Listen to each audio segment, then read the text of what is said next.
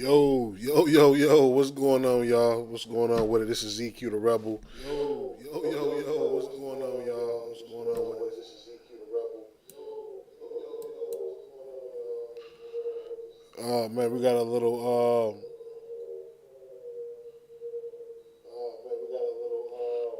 got a little feedback going on. Give me 1 second, y'all. Got a little feedback going on. Give me 1 second, y'all.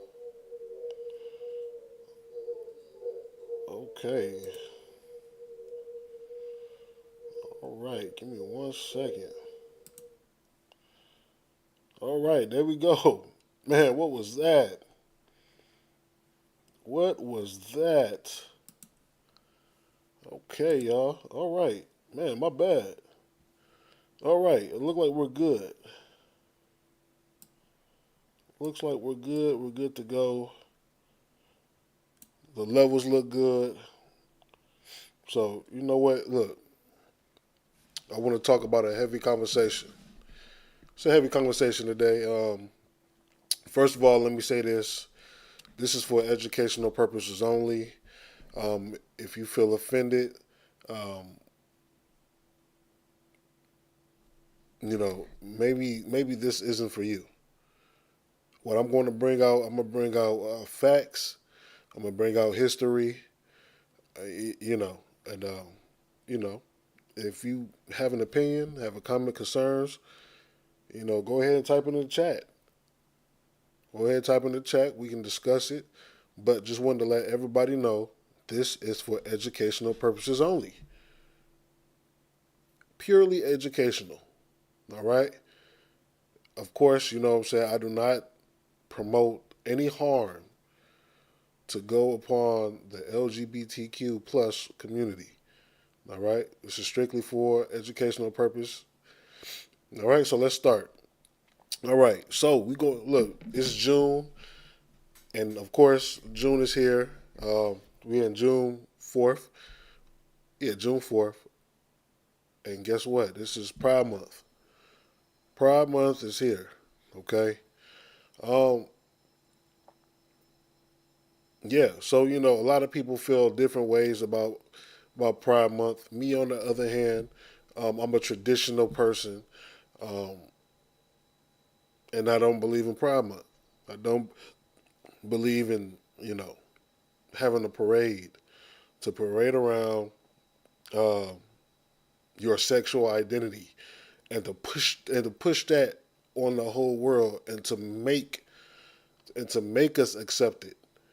I think that is totally wrong. I think this is first of all, it's gone way too far. All right. So first of all, let's go back to 1973. All right.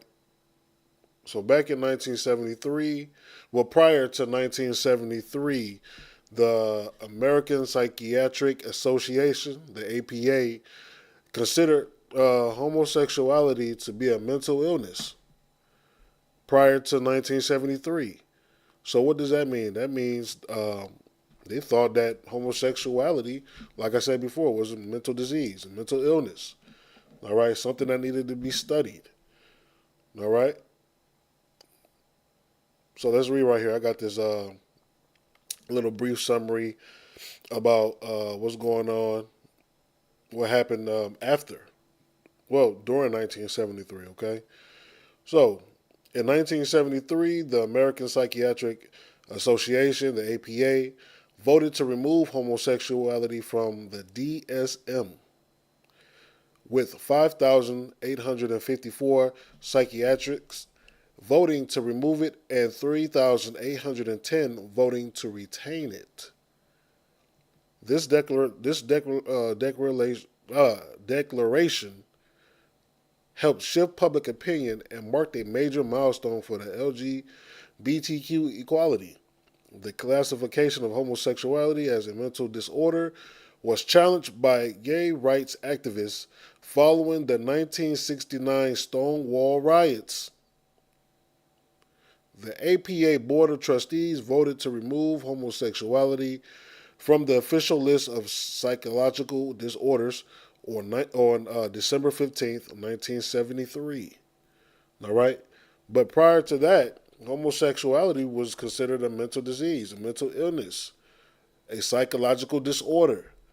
What does that mean? That means that if you was back then, if you was considered a homosexual, something was wrong with you.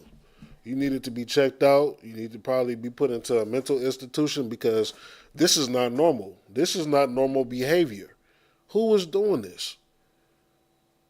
But now, after the civil rights movement, which I'm going to further go into uh, further down the line or further down the road, um, the whole push to remove the homosexuality from the DSM, what I'm saying, was, I guarantee you it was pushed forward thanks to the civil rights movement. Thanks to the civil rights movement.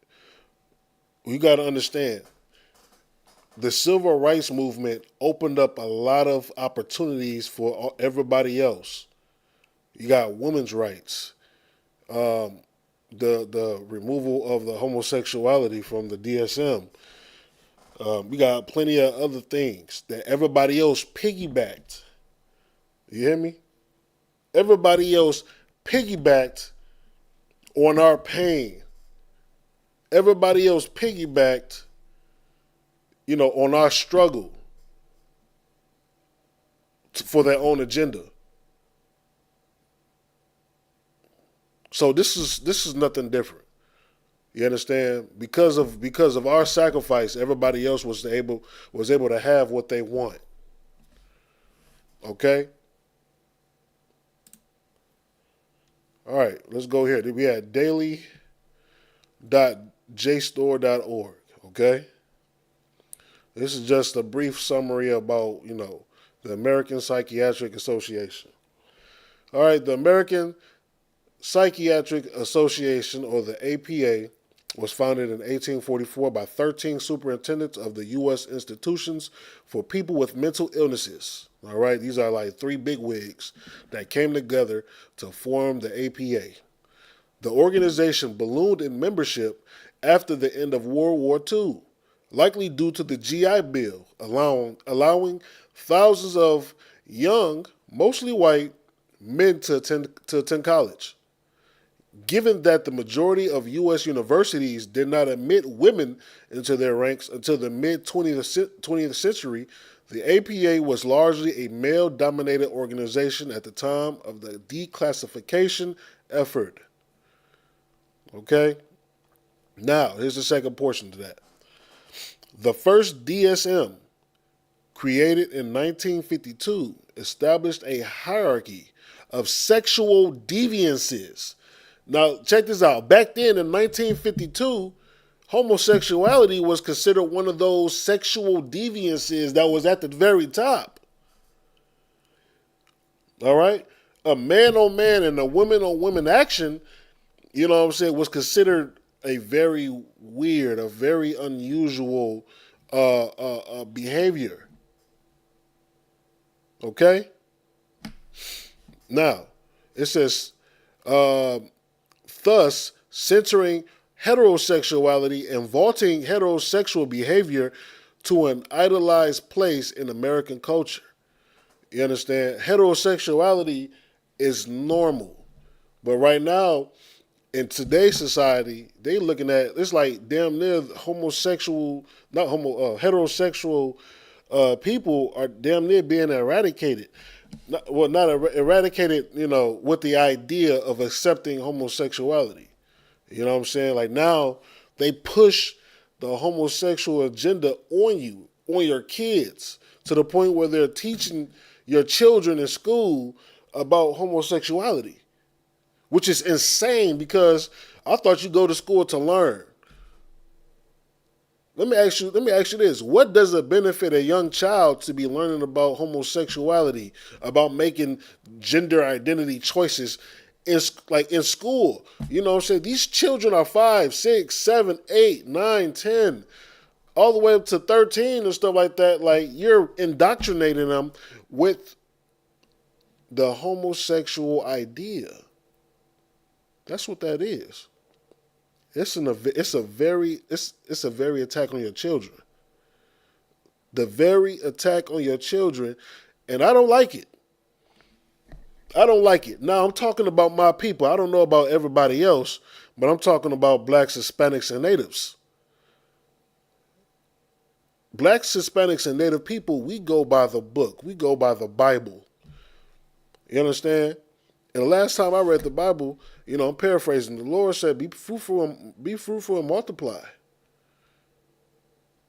And that homosexuality was a sin according to the book. Now I don't know about a lot of you Christians out there, but yeah, homosexuality according to the Bible. And if you believe in the Bible, and if you believe in God, then homosexuality is wrong. I don't care how you try to justify that; it's wrong. And you can find that in Leviticus, the 23rd chapter. All right, and a lot of you will say, "Oh, the Old Testament's been done away with." No, it has not. No, it has not. You still got to keep the laws. You still got to keep the rules. You still got to keep the statutes. You understand? No, it has never been done away with. Okay. All right. I don't want to get too much sidetracked, but yeah, these ideas are being pushed in your schools. You understand? They're making your children LGBTQ ready by the time they hit high school. By the time they hit high school, they would have already during that time they probably would have had a girl on girl relationship. Even when I was in high school, I was seeing that. I wasn't seeing a lot of it. I was in high school back like in the early 2000s, 2005 all the way to 2009. I was in high school, and you seen it, but you didn't see it on a big level as you see it now. Um, but nonetheless, you still see it. But now it's being pushed super hard into the schools. It's being pushed super hard on your children to the point where they're damn near coming home and asking your parents about what is going on. I saw a man with a wig on today. What is that? A transgender. What is a transgender? Like this, your children are too young to be learning these type of behaviors. Okay, but I would like to pull something real fast. Give me 1 second. Let me pull this video and just real fast. Let's give this a quick watch. All right, let's give this a quick watch and tell me how you feel.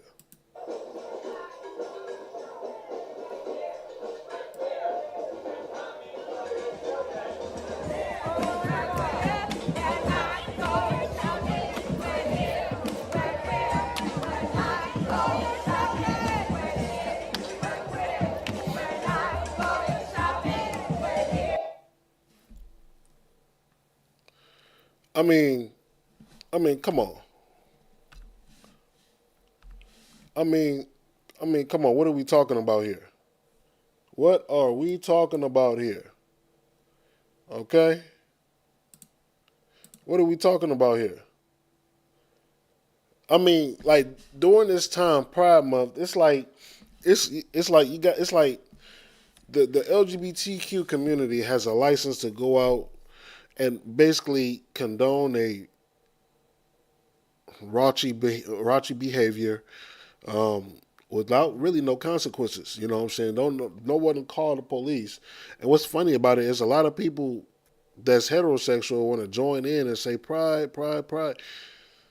But no, but pride. This whole LGBTQ Pride Month thing is destroying the mentality, the mental of your children.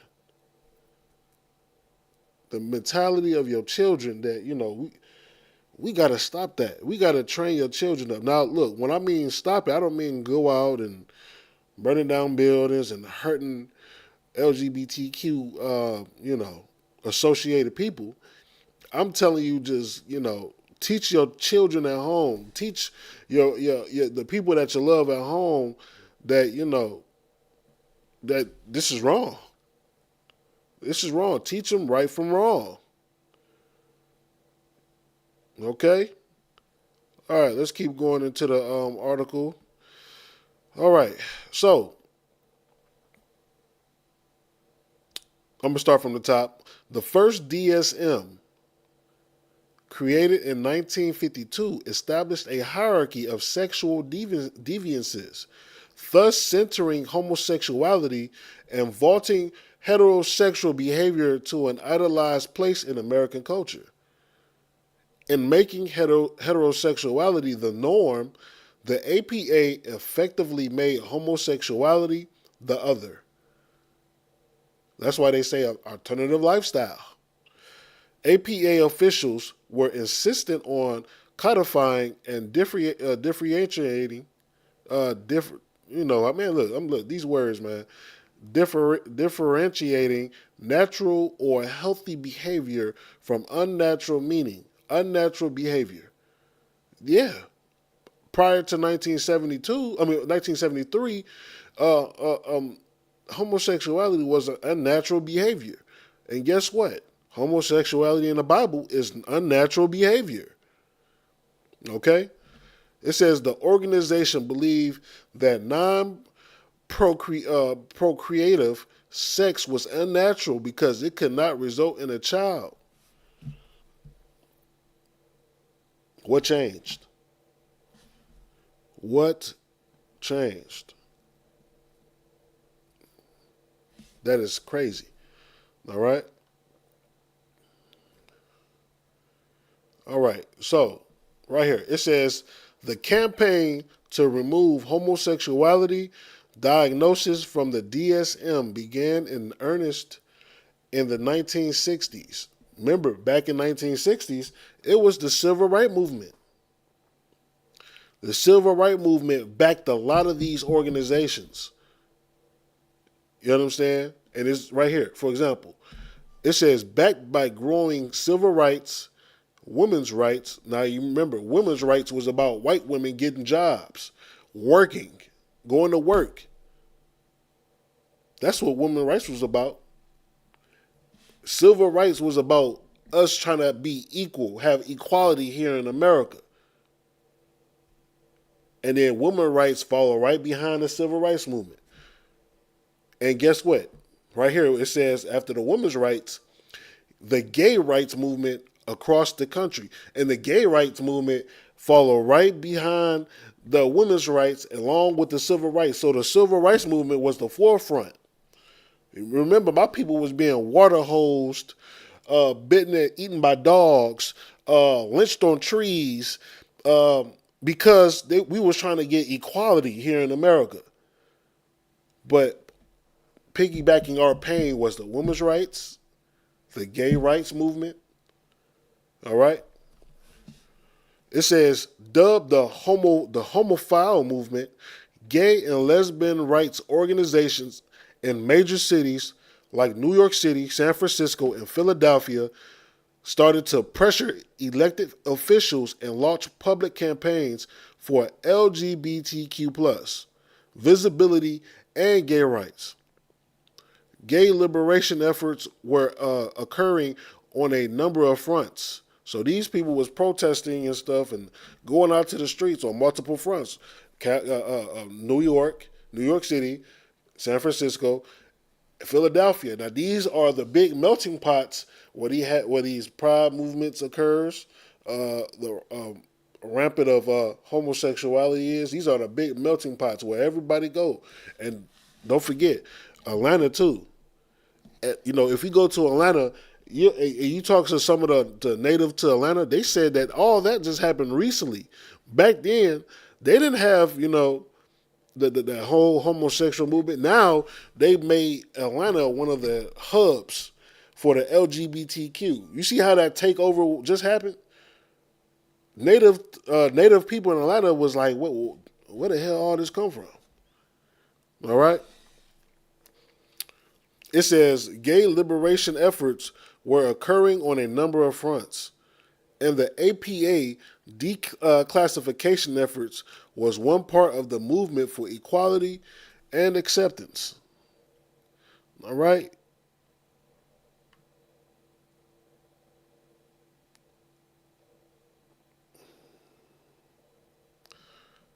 All right, give me 1 second, y'all. Let me get back to the let's get into the meat a little bit.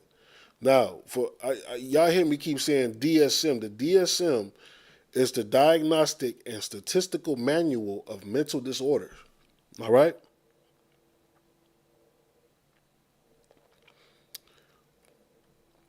Let me see. Let me get to my where I'm at.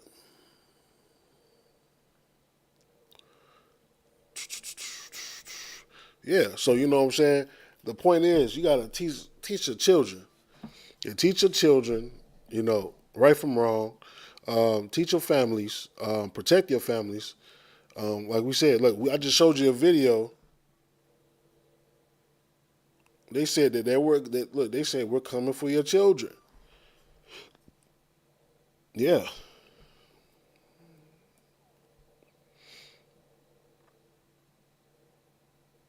All right. Now this is some of the meat. In order to push for the APA's declassification, activists had to appeal to the sensibilities of the organization's members. So they gotta, cater to how they feel. Um, yeah, catering to how they feel and stuff. Thus, in addition to pressuring the APA from the outside by taking direct action to disrupt its proceedings, activists knew that APA members would need to be persuaded by one of their own. In 1972, at the first conference that actually featured a panel discussion on homosexuality led by LGBTQ plus people, a gay practitioner, John Fryer, testified on behalf of the declassification campaign. Given the risk involved with openly identifying as a gay psychiatrist, Fryer presented himself as Dr. Henry Anonymous. So he had to kind of put it on a disguise, I guess for work purposes, because back then, openly saying that you were homosexual, people stopped talking to you. People stop messing with you and stuff like that. They kind of distance themselves from you. You might lose your job. Yeah, and disguise his identity by wearing a mask and using a microphone with a voice distorter. You see? I mean, look.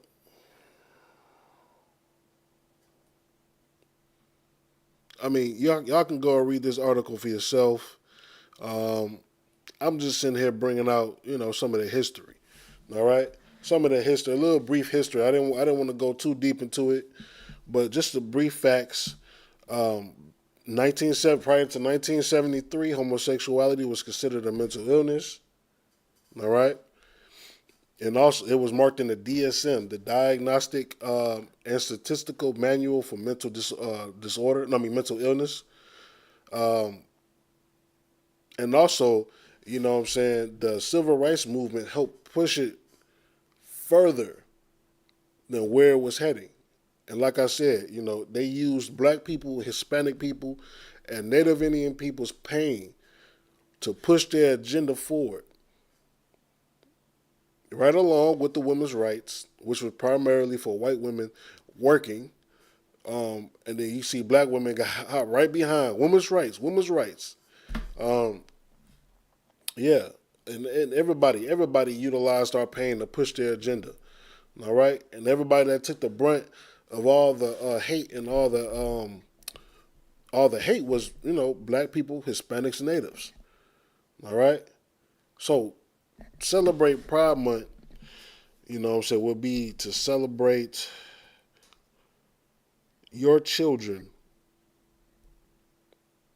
learning in school about what type of alternative lifestyles and transgenders and the difference between a trans, pre-trans, and a post-trans, and all this BS that children that age do not need to learn.